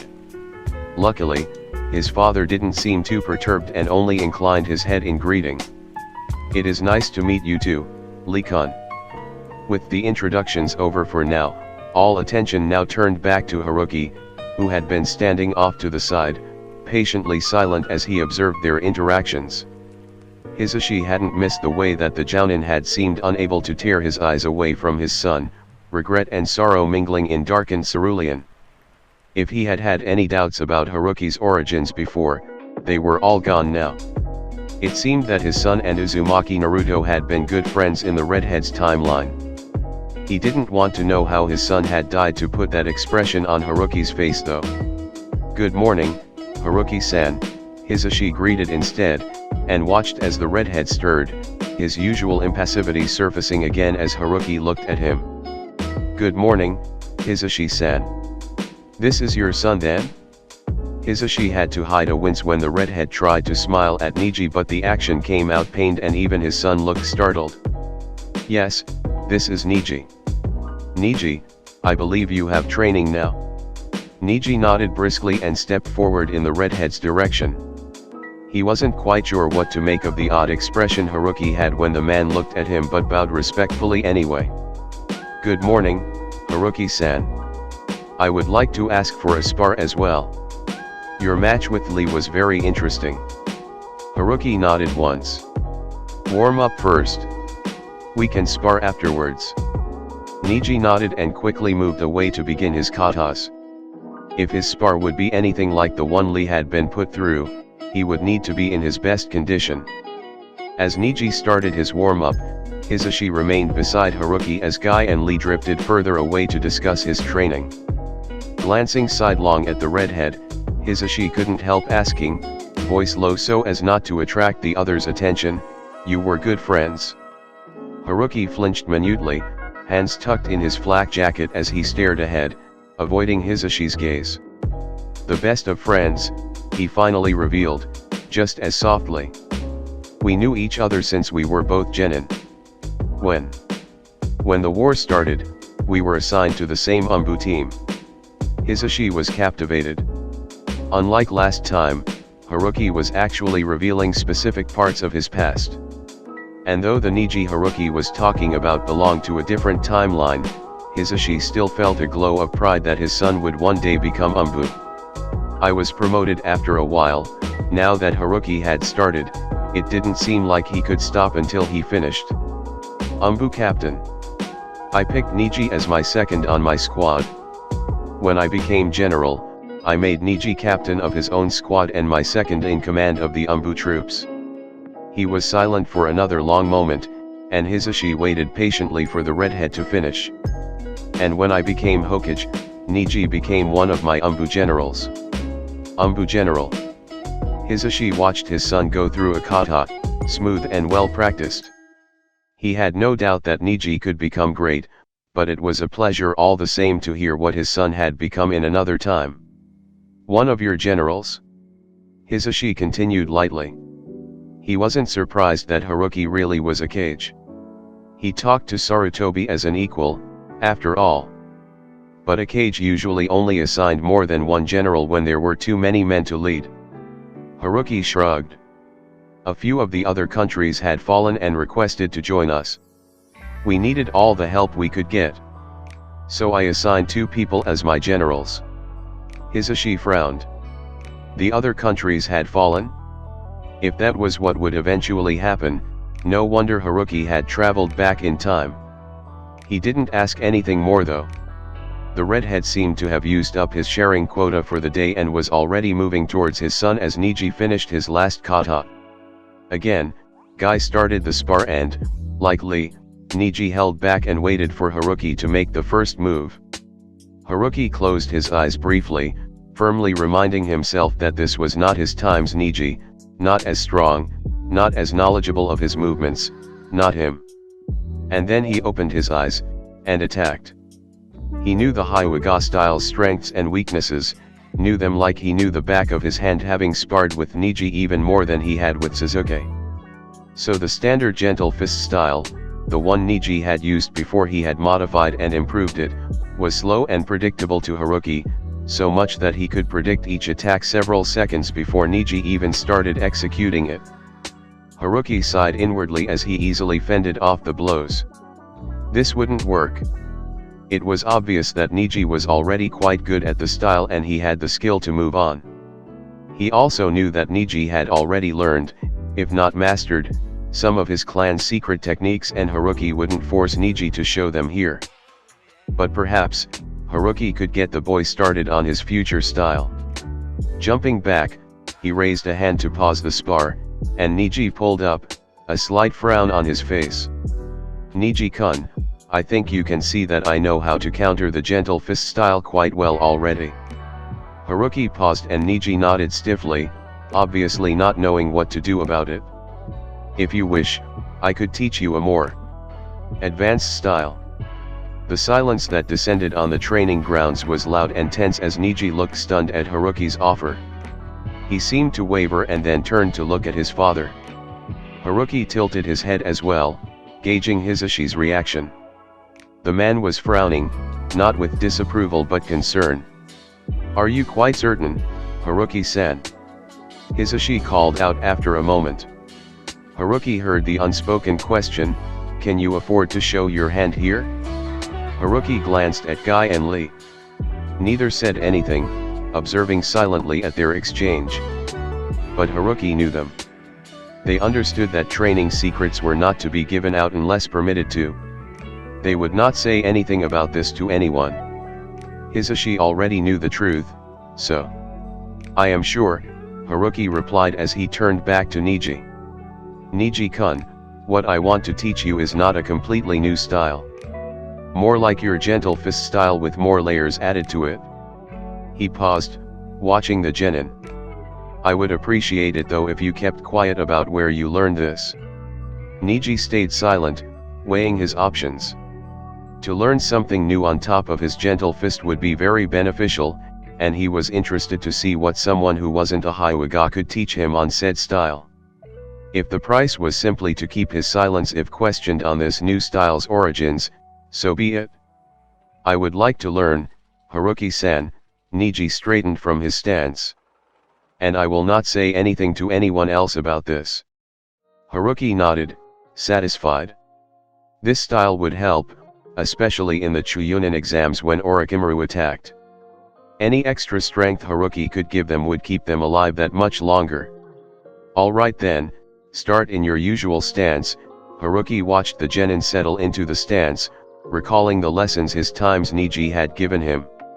When the Hyuga had started giving him lessons, Niji would attack in specific places and Haruki had gradually learned his friend's style by defending against those attacks.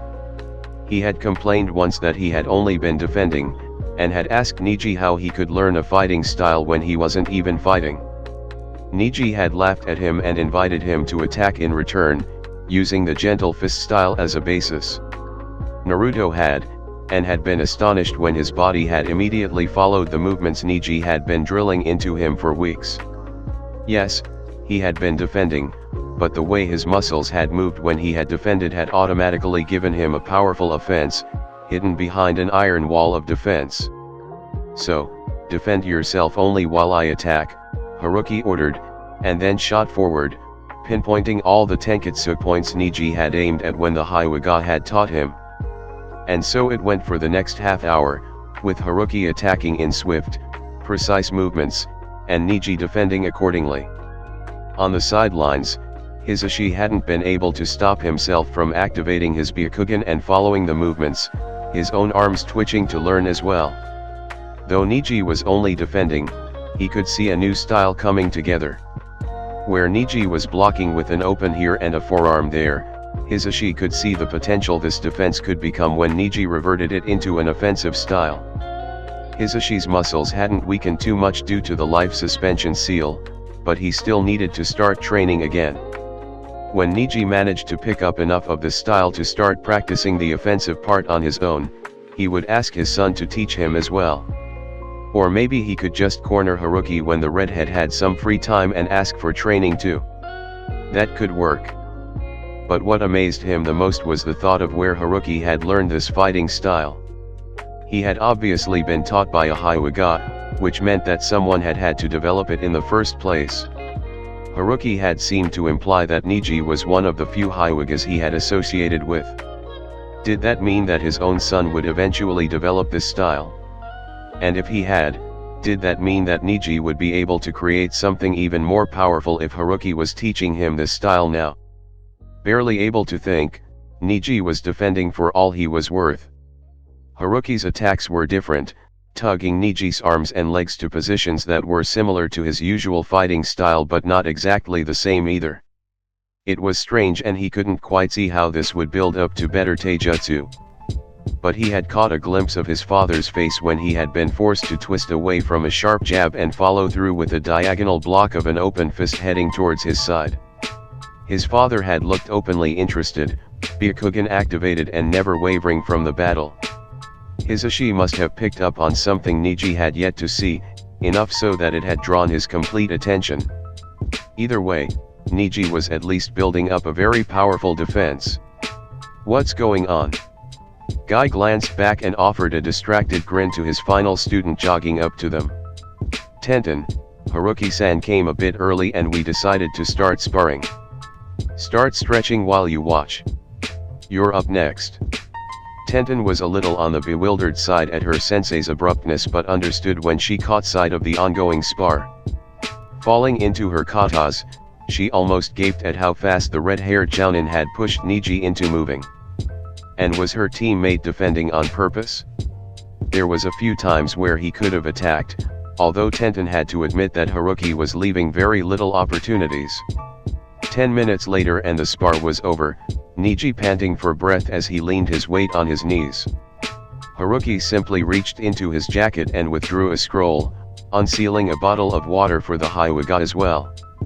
Niji managed a nod of thanks and quickly downed a third of the bottle. A full workout was not what he had been expecting when he had woken up this morning and it wasn't even 7 yet. Niji-kun, keep practicing the movements you went through today. Treat them as katas even. Niji tried to settle his breathing as he straightened and nodded. His muscles remembered each move, even if his mind didn't. But he could see a pattern to the movements, a little strange, but now that he had the time to think instead of just react, he was also starting to have an inkling of what the Jounin was trying to teach him. Thank you for the spar, Haruki-san. He sketched another bow and made a mental note to ask Guy after practice if it was possible to invite the Jounin again next week. That way, Haruki could point out any flaws in his new training. Moving over to his father, he caught sight of Tenten and quickly introduced his father again. The words felt nice on his tongue. He had never been able to introduce anyone as his father before. Tenten also looked surprised but greeted Hisashi politely as she straightened from her katas. Niji knew that the Hokage was going to do a village-wide announcement of his father's return sometime soon, so there would no doubt be quite a number of shocked people if Hisashi decided to walk through Konoha. Soon, Tenten was standing in front of Haruki while the redhead studied her with a critical eye. She blinked and shifted a little nervously as she got into her taijutsu stance. Was there something wrong with her stance? She was quite good at taijutsu, but she preferred having some sort of weapon in hand whenever she fought. Wait, Tenten pulled up short as Haruki shook his head. Do you have a katana or a ninjato? Or even just a tanto? Tenten immediately brightened, nodding eagerly. Are we going to use weapons? Haruki inclined his head, turning to glance at Guy. Guy-san, I'd like to see Tenten's skill with a weapon, if that's alright? Guy was already nodding. Go ahead. Tenten is at her best when she is wielding a weapon. Tenten flushed a little but pulled out a scroll and unsealed a pair of tanto. Haruki nodded in approval and pulled out his own scroll, unsealing a beautifully made katana that Tenten instantly recognized. "Hey, that's from my family's store." She stared wide-eyed at the jounin. "My dad talked about you. He said you must be great at kenjutsu since you knew exactly what you were looking for." Haruki glanced down at the blade before nodding at her. "My old one was destroyed. I had to get a new one and this was the closest I could find in Konoha. Now then, shall we?" As metal clashed against metal, all those watching noted the difference immediately. Haruki was good, very good, when only using taijutsu, but he was great with a sword in hand. The jounin practically danced as he wielded the blade with the skill of a master, and even toned down, no one could deny the power accompanying every strike. Tenten found herself caught up in a whirlwind of blades as she defended rapidly against the red-haired jounin. She knew he was holding back and she could barely take the time to draw breath as Haruki bore down on her, as unrelenting as the steel he wielded. But once in a while, when she managed to strike back, Tenten caught a glimpse of bright cerulean and she knew that the gleam she saw in them matched the one in her own eyes. Unlike the taijutsu spars Haruki had had with Lee and Niji, Haruki was having much more fun now, even with a mere genin like herself. And this made her grin because she hadn't ever sparred with a kenjutsu master before. Sure, she knew there were jounin in the village who wielded swords, but it wasn't as if they were going to take the time to practice with her. Her eyes followed the katana that thrust at her ribs and she half jumped, half threw herself back, already panting but still grinning. "Haruki-san," she called out. "Those blades channel chakra. Aren't you going to use their full potential?" She knew she was pushing it and if Haruki decided to humor her, his next attack would finish the spar.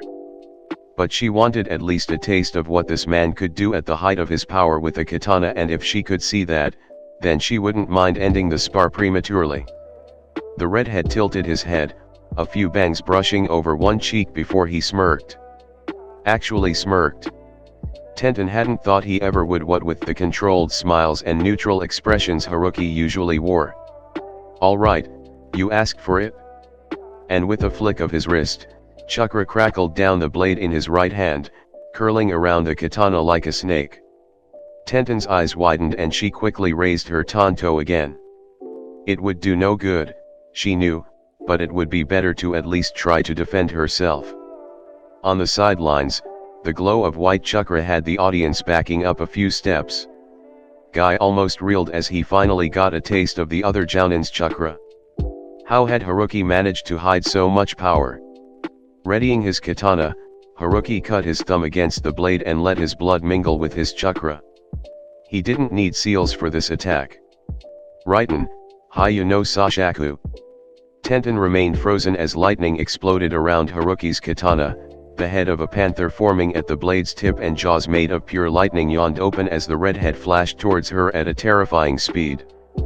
Before she could even think to move, the teeth of the panther had closed around her tanto and ripped them from her hands with as Haruki's katana came down, slashing downwards across both her weapons and leaving her empty-handed.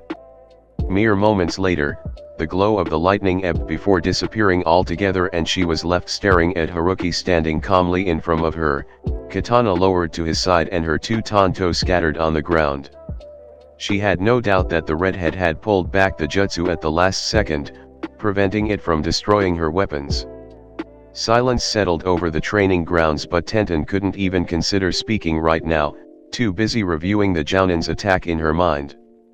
The lightning had been channeled into the katana in the form of a panther. The jutsu itself had been directed by the sword. Had Haruki's control of the chakra that had tempered the lightning been even slightly off, he would no doubt have lost control of his blade entirely. That was so amazing. Tenten bounded forward, glee lighting her eyes as she bent down to study the blade that Haruki still held. Without waiting for a reply, she whirled to face Guy, her excitement keeping her exhaustion at bay for the moment. "Guy-sensei, did you see that? Why didn't you invite Haruki-sen sooner? He's a kenjutsu master. I mean, did you see that?" Guy's sweat dropped before shaking his head. He had no idea why Tenten would want to be a medicnin when it was so obvious that she was much more suited to become a weapons specialist instead. Still, the jutsu Haruki had just pulled off would amaze anyone. That was very cool, Haruki-san. Beside him, Lee sprang forward, all thoughts of rest gone. You must have a lightning affinity. Haruki blinked and moved to reseal his katana but sighed at the stars in Tenten's eyes and passed her the katana. She brightened even further, though Haruki had no idea why. The katana came from her family's store, after all. No, actually, Haruki replied, tugging the hair tie out of his hair and shaking it out. My affinity is wind, but I'm alright with lightning as well. Hisashi twitched from where he was standing. Alright? Haruki called that alright? Well then. Are there any other elements you are adequate with? Haruki blinked, eyes narrowing a little, and Hisashi was careful to keep his features blank. Water and fire, the redhead replied slowly. Some of my jutsus are based on those elements as well. Hisashi's eyes widened. Water and fire were complete opposites, as were wind and lightning. To have mastery over all four. Not earth then? He asked lightly. Haruki was quick to shake his head. I know a few simple ones that I learned as a genin, but that's it. I can't do many earth jutsus. Well, that came as some relief. Hisashi didn't anyone who could proficiently wield 4 elements, much less 5. Absently, he made the connection that Kazuma Haruki was actually Uzumaki Naruto again. This man was the one Konoha had shunned and feared and hated. Some people were truly stupid. Haruki-san, when can you come back to join us for a sparring session again? Haruki took back the katana Tenten held out as she grabbed her tanto from the ground. He shrugged and glanced at Guy, who grinned back. Come back anytime, Haruki-san. So long as it's at least once a week. Haruki arched an eyebrow as he reset his katana and unsealed a bottle of water for Tenten. I don't want to intrude on your own dash. Guy waved a dismissive hand in the air. Nonsense. You've been here for 2 hours and my students have already become more youthful. You must come back. Haruki blinked before glancing between the 3 students around him. Tenten and Lee were both nodding in agreement and Niji gazed back at him expectantly. You have only just started teaching me that new style, the Hyuga pointed out. I would not be able to advance if you do not make sure I am learning correctly. Haruki sighed and then nodded. I'll come back sometime next week. For now though, doesn't your team have to start actual training, Guy-san? 10 minutes later, Guy had his students running laps around the clearing while Haruki nursed his own bottle of water on the sidelines with Hisashi beside him. Thank you for teaching my son that style, Hisashi spoke up once Haruki had tucked away the bottle. Haruki shrugged. It belongs to him. If I didn't teach him, he'd develop it himself in a couple of years. But he needs it right and dash. He fell silent abruptly and Hisashi glanced over, a faint frown creasing his brow. Will something happen soon? Haruki was silent for a long moment, debating on how much to say. Everything will start during the Chuyunin exams. In my time, that's when everything began. Hisashi sorely wanted to ask but held his tongue. Haruki wasn't likely to say more on the subject. He trusted the redhead to tell him when he needed to know. For now, they watched Team Guy train, slower than usual as all 3 of them were still tired from the spars but still determined to do well. X. Haruki stifled a yawn as he made his way to the Hokage Tower. He had forgotten what training with Guy was like. It was a wonder nobody died when subjected to his regimen. He glanced at the midday sun and sped up his pace. He wanted to tell the Sandaime about the Chuyunin exams before heading over to the Nara compound. As he walked past the Yamanaka flower shop, the redhead grimaced at the earlier conversation that surfaced in his mind. Shortly before Haruki had been able to make his escape from Team Guy's training session, Asuma of all people had accosted him with an easy smile and a determined glint in his eyes. The man had told him that he had seen the jutsu Haruki had used earlier when he had happened to pass by on his way to see the Hokage. Unfortunately for Haruki, this had piqued the usually laid-back shinobi's interest, and the Jounin had proceeded to ask the redhead to join his team for a training session tomorrow. Haruki had wanted to say no, but he hadn't been able to think of a good excuse, and it didn't help that the last time he had seen Asuma, covered in blood and missing an arm while the man had clung to life to say a last farewell to Shikamaru, who had been rushing to the scene at the time, he had promised that he would look after his team. Of course, back then, he had been Umbu second and Asuma's old genin team had been one of the squads under his command. But later on, he had failed all three and they had died fighting on the battlefield. Haruki didn't think that Asuma meant for him to carry that promise all the way back in time, but he had failed once, he didn't want to fail again. So, he had agreed. Finally reaching the tower, Haruki shunshined up and through the Hokage's office window. It was so much easier than using the door. Inside, Sarutobi looked up in mild surprise from his paperwork before dismissing the Umbu in the room with a wave of his hand and activating the privacy seals. "Good afternoon, Haruki-kun," Sarutobi greeted, pushing away his paperwork. Haruki offered a half smile and took a seat on one of the chairs in the room. "I have to tell you about the Chuunin exams." "Ah," Sarutobi clasped his hands and his face turned somber. "Very well." Quietly, Haruki recounted all that he could remember of the events of his first and only Chuunin exams. Of Suna and Oto and Orochimaru, of Gaara and Sasuke and the Curse Seal, and of spies and the absence of Tsunade and Sarutobi's own death. The office was quiet when he finished, the silence neither tense nor horrified, just thoughtful as the Hokage digested this new information. "We will need to bring Jiraiya and Tsunade back before the exams," Sarutobi finally said, voice grave. Haruki nodded in agreement. "They would need all the help we can get. But getting Tsunade back will be very difficult. I will send word to Jiraiya and have him try to retrieve Tsuand, but if worst comes to worst," Haruki offered, "I will go get her myself." Sarutobi studied him for a few seconds before giving him a small smile. "I suppose if anyone would know how to change her mind, it would be you. What should I tell Jiraiya though? I expect you would want to tell him the truth yourself?" Haruki nodded stiffly. "I'd rather tell them both at the same time. If you could just tell him it's an emergency and that everything would be explained once he got back with her." He trailed off almost uncertainly and Sarutobi quickly nodded in acquiescence. "That will be fine. I will send a message to Jiraiya. For now though, that is all I can do. I trust you will know the right time to deal with the spies and the Gaara?" Haruki nodded. "Leave all that to me. I will take care of them when the time comes." Sarutobi nodded in satisfaction before opening a drawer and withdrawing an envelope. "All right then. Here is your pay for your recent mission. I will get started on researching this summoning jutsu Orochimaru has created."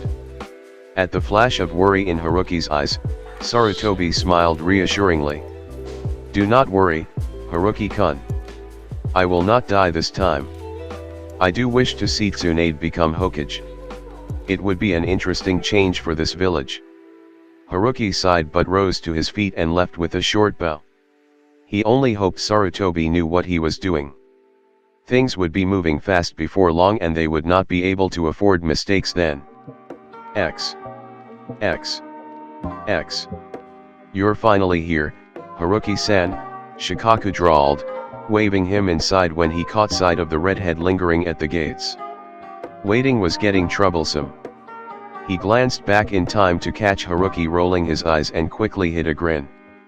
He definitely liked this Jounin more than the impassive one from yesterday. "I already set up the board," Shikaku waved a hand at the shogi board set up on the wooden table and they both took a seat on either side of it. The Jounin commander discreetly observed the way the redhead's eyes were already flickering from square to square, no doubt figuring out different starting moves. He scoffed inwardly. Not all that good his ass. You can start first, he offered aloud, watching that cerulean gaze flicker up to meet his. He had finally placed that color after thinking on it yesterday evening. Those eyes were the same as the yandame's, and there were gestures that the redhead made that reminded Shikaku of Minato as well. He had a few suspicions on what this meant, but he wasn't sure yet. The Jounin commander watched as Haruki slid a pawn forward. A simple enough move, and he moved one of his own in return. And so the game began. Shikaku had no time, nor did he have the desire, to make idle conversation as he frowned inwardly at the red-haired Jounin's wild playing style. There wasn't much logic to each of Haruki's moves, as if he was simply picking a random piece up and moving it. But after the first time that Haruki had made a seemingly useless decision of sacrificing a lance and, 8 moves down the road, Shikaku had found himself caught between losing a knight and losing a silver general. He had sacrificed his knight and never made the same mistake again. But still, there was something strange about Haruki's playing style. Shikaku had never played against anyone who could read his moves so far ahead and counter them accordingly. He had thought that maybe the redhead had picked up on a tell and had glanced up at Haruki several times, but each time, he had found the Jounin staring avidly at the board, one arm balanced on a knee when he wasn't moving a piece, the other upright to cushion his head in one hand. Of course, Shikaku wasn't the Hokage's chief strategist for nothing, and, after studying the redhead's playing style for several minutes, he was able to counter some of Haruki's moves. And so they played for the next 4.5 hours, neither able to outmatch the other, but Shikaku had found a diamond-sharp mind behind Haruki's neutral facade, one that intrigued him all the more because every unpredictable move on the shogi board meant one more unpredictable thought. And if there was one thing Shikaku had learned since the beginning of the match, it was that Haruki had a very illogical mind. "You are very good," Shikaku finally spoke, breaking the silence for the first time since they had begun. Haruki's eyes flickered up to meet his. It was Shikaku's turn at the moment, and Haruki was forced to respond when the Jounin commander made no move to continue. "I have not beaten you." Shikaku's mouth quirked up into a slight smile. "Most people wouldn't measure their skills in accordance to mine." Haruki managed a shrug without dislodging his head from his hand. "I am not most people." With that, Shikaku agreed wholeheartedly. And if Haruki was not most people, then perhaps he shouldn't ask his questions the way he would with them. Haruki had said he was straightforward. Shikaku preferred that as well. He left the twisting interrogations to Inoichi. Then, he finally moved his rook forward. "Who are you?" Haruki countered with a bishop. "I'm not quite sure what you mean." Shikaku arched an eyebrow. "All right, I'll be clearer. There are 2 things I want to know above all else right now. What relation do you have with Namikaze Minato, and what are you planning to do in Konoha?" He moved a pawn. To his credit, the redhead only tilted his head and moved a knight forward without looking away from Shikaku. "That's what you want to know above all else?" "Really?" Shikaku offered a lazy shrug. "I could ask you if you plan to harm Konoha, but that's somewhat pointless. I trust the Sandame and he trusts you. Explicitly. I could also ask you how you managed to find Hisashi in the first place, but that's even more pointless. You're obviously partial to information I'm not, and I'm not interested in finding out something that's already over and done with. I could ask you how you managed to get from Konoha to Kumo and then back again while stopping multiple times on your way back in only 4 days when it would take an average ninja 6 days to make the entire round trip, but again, you must know some sort of jutsu I don't, and I'm not interested in that as I have no reason to go to Kumo anytime soon." And finally, Shikaku had now propped his elbows on the edge of the wooden table and propped his head on his clasped hands as he surveyed the motionless redhead with sharp eyes. "Finally, I could ask you why, when you entered the Nara compound," Shikaku slowly turned his head, gaze still fixed firmly on the Jounin as he freed one hand to tug aside a curtain that had been half drawn over the window they had been sitting beside and revealed a seal, glowing a faint red on the glass. Haruki's entire face had frozen over, any remaining warmth disappearing as recognition flickered briefly through cerulean. Did this chakra sensing seal, given to me by the yondaime before the Quagsire attack to pick up any demon chakra should it wander too close to my clan grounds, activate? Shikaku watched Haruki closely for any reaction, but the redhead simply sat there, still sitting in the same position, eyes now focused on the seal. When it was clear that Haruki could not be speaking anytime soon, Shikaku sighed and rubbed at his goatee before reaching out and moving one of his gold generals. I could ask you that, he continued casually. But even though the seal picked up the demon chakra, I still can't sense anything from you. Your control over whatever chakra you have inside you is good enough. As long as you are not about to go insane and destroy the village, it's none of my concern. Your move. Haruki remained still for a few seconds longer, gaze still fixed on the seal before turning back and extending one hand, moving a pawn forward. Half a dozen plays that Haruki could make with that move sprang up in Shikaku's mind, but he dismissed them. He could stop each of them if he took the pawn now. Moving his knight, he secured the pawn. It's not finished, Haruki's quiet voice accompanied his next move as he shifted a lance. Shikaku frowned. What isn't? Haruki flicked a finger at the seal. That seal. The center is not finished. At the moment, it can only detect the Quagsire's chakra. Shikaku immediately stiffened, eyes narrowing as he realized what the redhead had just told him. But how? The Quagsire Haruki was Uzumaki Naruto. Who are you then? He asked again, moving his rook to the left. You look like the yondaime. I can almost see it. Change your hair and you'd be an almost exact copy. Long lost brother? Cousin. Haruki gave a half shrug as he moved his lance again. Shikaku scanned the board before moving a silver general and capturing another of Haruki's pawns. Maybe I just look like him, Haruki tapped a finger on the edge of the wooden table before shifting a gold general. Shikaku immediately took the knight that Haruki had failed to move with one of his gold generals. It seemed like the game was coming to an end. Haruki wasn't concentrating anymore. I highly doubt that, but we'll leave it for now, Shikaku observed the redhead for a moment. So what are you doing in Konoha? You're definitely not one of my jounin. I was jounin commander 8 years ago.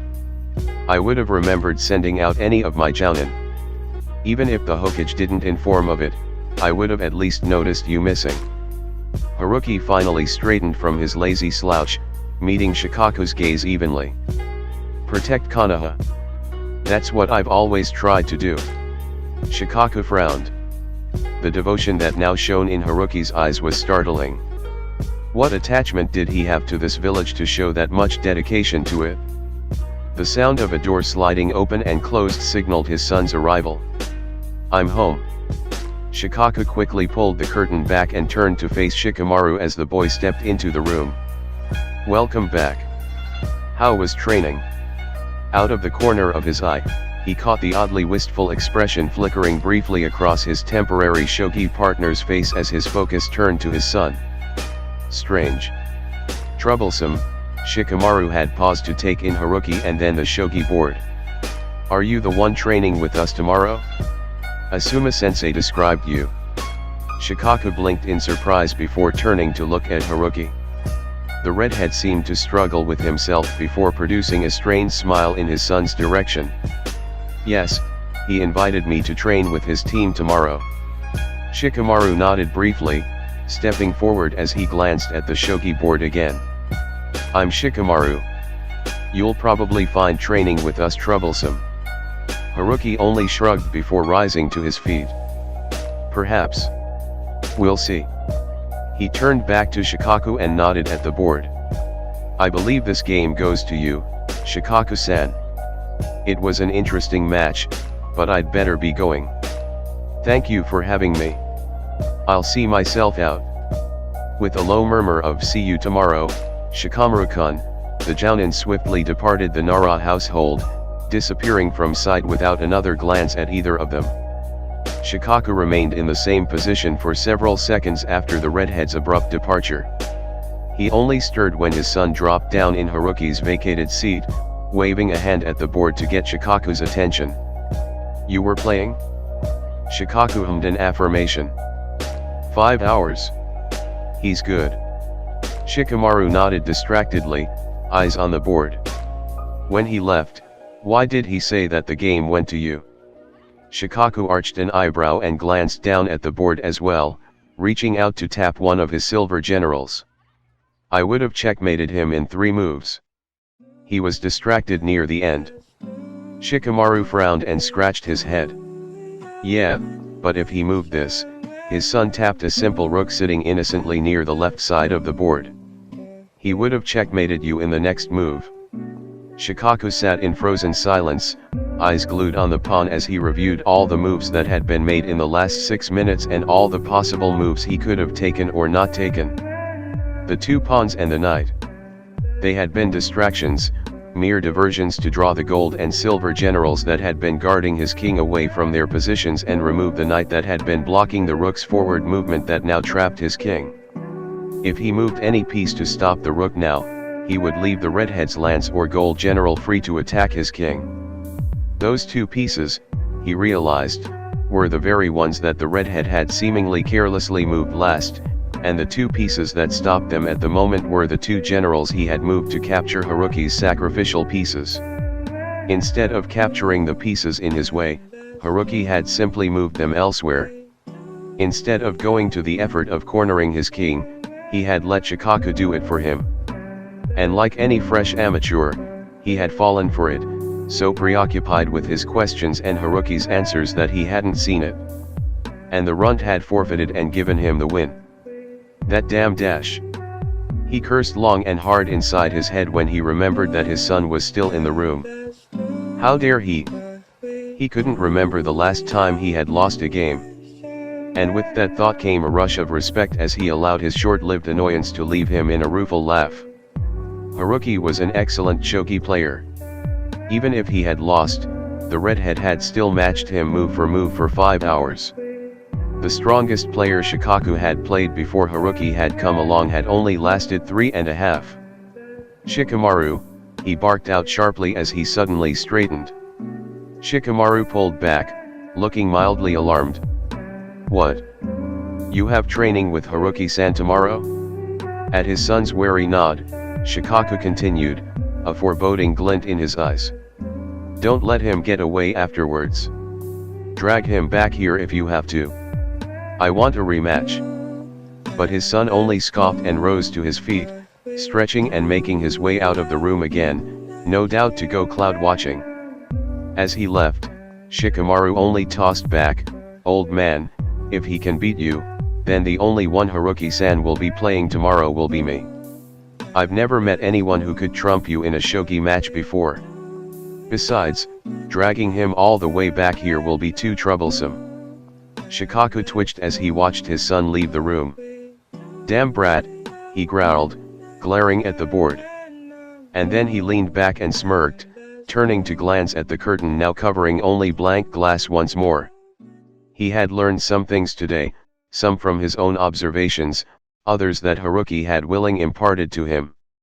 He would have to think on it some more, and in the meantime, he would need to come up with a way to convince Haruki to come back for another round of shogi.